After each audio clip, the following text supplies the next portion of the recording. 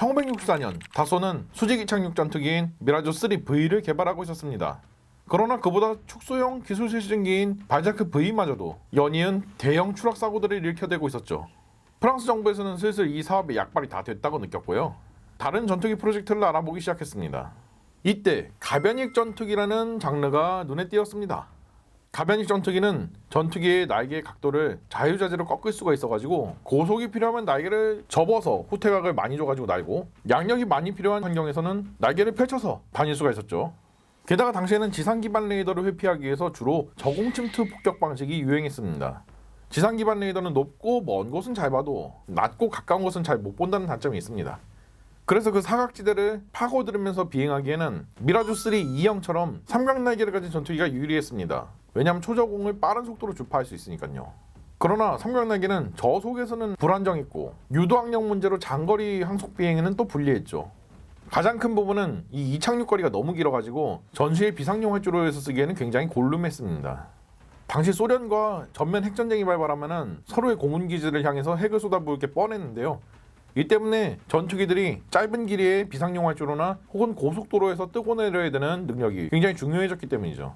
그래서 고속에서도 유리하고 저속에서도 유리한 가변익 전투기가 당시에는 유행이었던 거죠. 근데 이미 저공 침투 전폭기로서 다소사에 의뢰해가지고 개발하던 물건이 하나 있었습니다. 바로 미라주 F2라는 물건이었죠. 미라주 F2는 미라주 3의 설계를 토대로 훨씬 더 대형화시켰고요.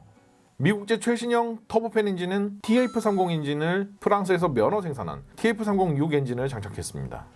같은 저공 침투 폭격기인 F111에 쓰인 엔진이죠. 최고 속도는 고공에서는 마하 2.2, 저공에서는 마하 1.1로 F111처럼 저공 침투 임무에 특화가 된 그런 전투기였습니다. 이 전투기는 프랑스 공군뿐만 아니라 당시 에탕다르포의 저열한 성능으로 인해서 고통받고 있던 프랑스 해군 역시 관심을 가지고 있는 전폭기였어요. 단거리에서 이착륙이 가능하다는 특성 때문에 항공모함에서도 어찌저찌 굴려볼 각이 나왔던 것이죠. 그러나 이 전투기는 일반적인 후퇴익을 채용한 전투기입니다. 욕심이 난 프랑스 정부에서는 미라주 F2에 가변익을 채용해달라고 요청했는데요. 그래서 탄생한 것이 미라주 G였습니다. 미라주 G의 날개는 20도, 55도, 70도로 3단 변신 로봇이었는데요. 비행 중에도 변신이 가능했습니다. 엔진도 미라주 F2랑 동일하게 최고 추력 18,500파운드짜리 TF306 엔진이 장착이 되었죠. 그래서 최고 속도는 무려 마하 2.2였고요. 여기에는 뛰어난 설계 덕분에 아주 경이적인 초저공 침투 능력이 가능했습니다. 저공에서도 무려 마하 1.6으로 비행이 가능했던 것이죠. 이런 저고도 고속 침투 능력을 보장하기 위해서 높은 수준의 전파고도계와 지형 추적 레이더가 장비가 될 예정이었죠. 단거리 이착륙 능력도 굉장히 경이로운 수준이었는데요. 클린 상태로 무려 450m가 나옵니다. 물론 무장을 장착하면 절대로 이 정도는 안 나오겠지만 아예 단거리 이착륙 성능을 위해서 역추진 장비까지 달아놓은 스웨덴제 비겐 전투기에 준할 정도였죠. 사실상 오버 테크놀로지스러운 물건이었고요. 블로우는 자기가 만든 작품을 보고 자기가 지려버렸을 정도로 기분이가 째졌다고 증언했을 정도입니다. 때마침 영국과 프랑스는 합작 전투기를 개발하려고 논의를 하고 있었는데요. 이때의 결과물로 1965년에 대형 가변익 전폭기를 개발하는 AFV 사업과 초음속 고등훈련기 겸 경전투기를 개발하는 이켓 사업이 등장하게 되었죠. 이때 다소는 발빠르게 AFV 사업에 미라주 G를 제시했는데요. 합리적인 설계에 높은 수준의 목표 성능까지 갖춘 미라주 G에 당연히 영국이랑 프랑스 관계자들이 엄지척을 했죠. 덕분에 이 사업은 다소가 가져가가지고 미라주 G를 기반으로 공동 개발이 시작되었습니다. 이렇게 해서 양국은 수준급의 전폭기를 얻나 했더니만 구독, 좋아요 꼭 부탁드리고요. 멤버십에 가입하시면 각종 멤버십 전용 영상들을 보실 수 있습니다. 1966년 프랑스의 드골 대통령은 기습적으로 나토 탈퇴를 선언했습니다. 드골 대통령은 본부는 프랑스 파리에 있으면서 모든 의사결정은 미국과 영국이 주도하는 나토 질서에 넌덜머리가 났던 것이죠. 결국 나토 본부는 쫓겨난다시피 벨기에 브뤼셀로 강제로 이사를 가야 됐고요. 드골 대통령은 프랑스는 프랑스 스스로가 지키겠다면서 미국 주도하의 세계 질서에 법규를 날려줬습니다. 이 상황에서 드골 대통령이 미라주 G를 보고 한마디 거들었죠.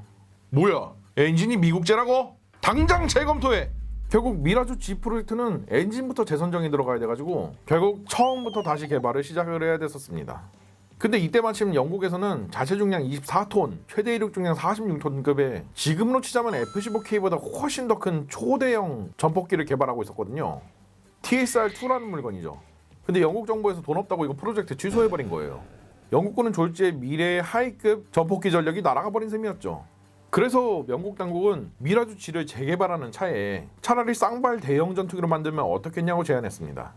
다수와 프랑스도 대대익선이라고 돈 많은 선진국용 전투기는 크면 클수록 좋다고 판단해가지고 오케이, 그렇게 해서 등장한 것이 바로 미라주 G4였습니다. 체급은 미라주 G에 비해서 1.5배나 늘어났는데요. 문제는 미라주 G에서 달고 있던 TF306 엔진이 아니라 프랑스의 국산 엔진인 아타 9K50 엔진이 달렸다는 것이죠. 이 엔진은 미라주 F1 엔진이기도 했는데요. 물론 TF30 계열 엔진이 초창기 터보팬 엔진이다 보니까 초기 가속력이 구리다는 문제가 좀 심각하긴 했었어요.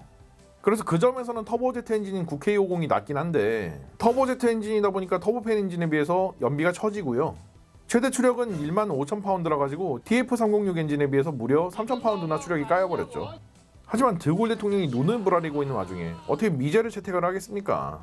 그래도 미라주 G 자체가 설계가 뛰어나고 수력 대비 기체의 중량이 엄청 무거운 것까지는 아니라 가지고 전작처럼 최고속도 마하 2.1을 자랑했습니다. 또한 동등한 수준의 초고속 저공 침투 능력까지 보장을 받을 수 있게 되었죠. 터보제트 엔진에 후달리는 연비는 그냥 공밀레를 돌려가지고 전투기 여기저기 남는 공간에 요소에 연료를 갖다가 추가적으로 탑재해주는 식으로 조브를 쳤고요. 덕분에 적어도 침투 기준 전투행동 반경 1000km를 자랑할 수가 있게 되었습니다. 게다가 폭장량도 기존의 미라주 G에 비해서 1.5배 이상 늘어나가지고 전략 핵폭탄도 장착이 가능했습니다. 아닌 게 아니라 프랑스 공군 같은 경우에는 이렇게 대형의 전투기를 구입하는 김에 문제가 많은 핵폭격기인 미라주 4를 대체해버리려고 했었거든요. 그래서 프랑스 공군은 미라주 G4에 핵투발 능력까지 부여를 해준다는 조건으로 미라주 4의 수량과 비슷하게 60대를 선주문했습니다.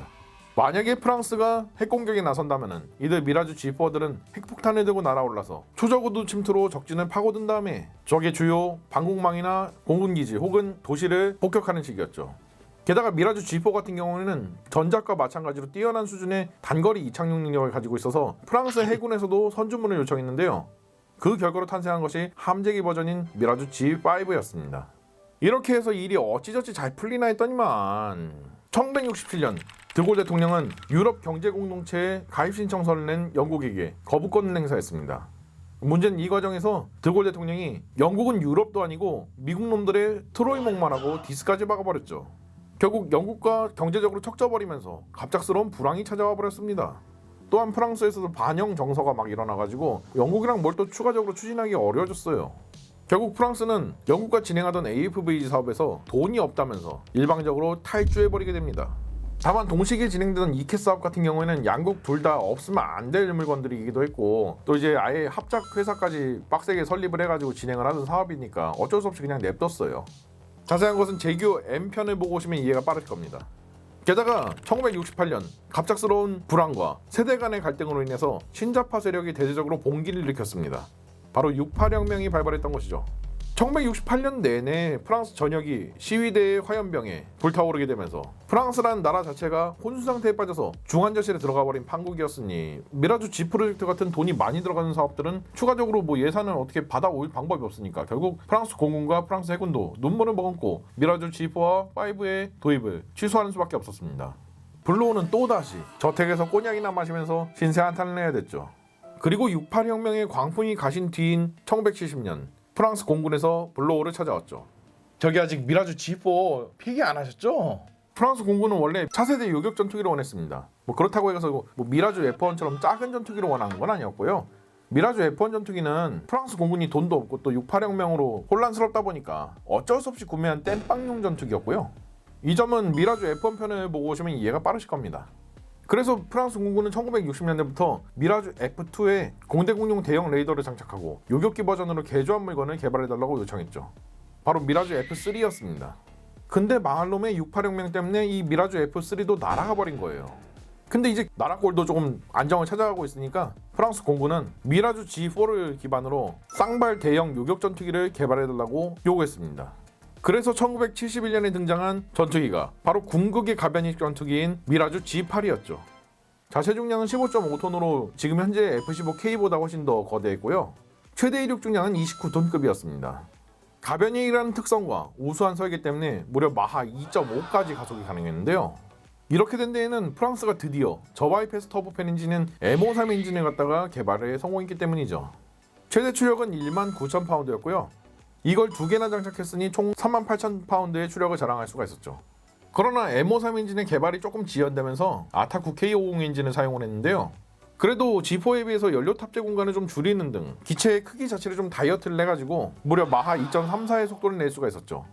다만 궁극의 가변익 전투기라는 말이 좀 무색하게 비행 성능을 제외한 부분들은 점수가 영 말이 아니었습니다. 원래부터 장착하려고 했던 고성능의 레이더, 레이저거리 측정기, 전파고도계가 모두 빠져가지고 항전 장비는 체급에 비해서 너무나도 부실했어요. 왜 그러냐면 프랑스 공군 자체가 대형의 가변익 쌍발 요격기를 가지고 싶지만 돈이 없기 때문에 대당 단가를 낮추려고 이런 말도 안 되는 옵션 카지를 했던 것입니다. 게다가 항속거리는 1200km로 굉장히 부족했는데요. 프랑스 공군은 연료 탑재 공간을 칼쳐가면서까지 순수 쌍발 요격 전투기로 사용하려고 했으니까 이런 대참사가 터져버렸던 것이죠. 어찌되었든 간에 프랑스 공군은 이 전투기를 200대나 도입해가지고 미라주 G8을 하이급으로 쓰기로 했는데요. 이 사업에도 먹구름이 끼었습니다. 프랑스를 프랑스 스스로 지킨다는 이야기는 결국은 소련한테 핵을 쳐맞으면 나도 적어도 소련의 대도시랑 산업시설들은 저승길 길동무할 수 있는 핵 능력을 증진시켜야 된다는 걸 의미했어요. 그래서 나온 게 비례억지 전략입니다. 내가 적에 대해서 핵 능력이 부족하고 상호 확증 파괴를 할 수는 없겠지만 어쨌든 핵전쟁이 터지면 상대국을 멸망까지는 아니더라도 재기불능으로 만들 수 있는 능력을 기르자는 것이었죠. 근데 핵은 생각보다 돈을 많이 먹는 무기입니다. 개발하고 생산하고 배치시켜야지, 반감기가 다 된 핵물질들을 주기적으로 교환을 해줘야지, 지령 송수지 시스템, 보안 시스템 다 지속적으로 발전시켜야죠. 핵투사 플랫폼도 시대에 뒤처지지 않게끔 지속적으로 개발해서 배치시켜야 되고, 핵무기 호위 부대 유지 인력 다 돈입니다. 이 상황에서 재래식 무기에 투자할 돈이 별로 없겠죠. 근데 아무리 이렇게 옵션 칼질 해가지고 비용을 절약했다곤 하지만 대형 쌍발 가변익 전투기를 도입할 돈이 어디서 나올까요? 게다가 가변익 전투기는 날개 변신용 유압 시스템을 갖다가 추가적으로 관리를 해줘야 됩니다. 즉 일반적인 전투기보다 유지비도 훨씬 많이 먹어요. 결국 미라주 G8 역시 취소가 되어버렸습니다. 그래도 미라주 G가 아무런 의미가 없던 것은 아닙니다. 놀랍게도 미국의 F-14 톰캣 전투기의 등장과도 연관이 있을 정도로 항공업계에는 큰 파장을 불러왔었는데요. 1960년대 미 해군은 대형 쌍발 가변익 함상 전투기로는 F111B형을 내정해두고 있었습니다. 왜냐면 F111 같은 경우에는 해공군 통합 전투기 프로젝트로 나온 물건이라 가지고 함상 전투기 버전도 개발이 되고 있었거든요. 여기서는 AWG-9이라고 하는 대형 레이더가 장착되어져 가지고 210km 거리에서도 원활하게 적기를 탐지 추적할 수 있고 완벽한 록다운 능력도 갖출 예정이었죠. 그리고 여기서는 사거리 110km짜리 피닉스 장거리 공대공 미사일도 사용을 하려고 했었고요. 그러나 정작 F111B를 항모에 올려보니까 너무 무거웠고요. 정작 이것을 추진시켜주는 TF30 엔진은 가속력이 너무 구려서 전투기를 제대로 이함시켜주기가 어려웠었습니다. 결국 F111B가 취소되고 새로운 함상 가변익 전폭기 사업이 시작되었는데요. 이때 보호투사가 이 사업에 참여를 하려고 했었습니다. 근데 보호투사는 가변익기 관련 기술이 좀 부족했어요. 이때 미라주 G4의 엄청난 성능에 감동을 먹고 다소사에 막대한 돈을 주고 이 미라주 G4의 기술과 설계를 사왔습니다. 다소사는 미라주 G4의 함상전투기형인 미라주 G5형의 설계도를 그대로 보호투사에 갖다 주고 8명의 기술자도 보내주면서 대대적으로 기술을 이전해 주었는데요. 항공산업의 후발주자로 여겨지던 프랑스에서 항공산업 선진국인 미국의 업체한테 기술을 수출하는 것이었으니 프랑스로서는 그저 펄럭? 그렇게 해서 태어난 게 V505와 V507이었습니다. 사실상 미국의 함상전투기 사업에 보호투사랑 다소사가 합작 컨소시엄을 만들어가지고 참여를 했다고 봐도 무방한 정도였는데요. 아쉽게도 보호투사의 시제기들은 구르만사의 F-14 톰캣 전투기한테 밀려가지고 탈락하게 되었습니다. 총평하자면 시대만 잘 만났으면 역대급 전투기가 될 뻔했던 것이 바로 미라주 G 시리즈였습니다. 그러나 하필이면 프랑스가 격동의 성장통을 겪고 있던 사춘기 같은 시기에 출시가 된 전투기였죠. 때문에 뛰어난 설계와 잠재력을 가지고도 양산 한번 해보지 못한 아쉬운 전투기였습니다. 한편 미라주 G 시리즈의 최종적인 폐기로 인해서 다소사의 주가는 또다시 요동치기 시작했습니다. 블로우는 또다시 저택에서 꼬냑이나 마시면서 신세 한탄이나 해야 했죠. 그런데 이때 프랑스 공군에서 블로우를 찾아왔습니다. 미래형 전투기 사업 시작하는데 참여하실 거죠? 과연 프랑스는 어떤 전투기를 개발했을까요? 다음 편에 기대해 주시죠.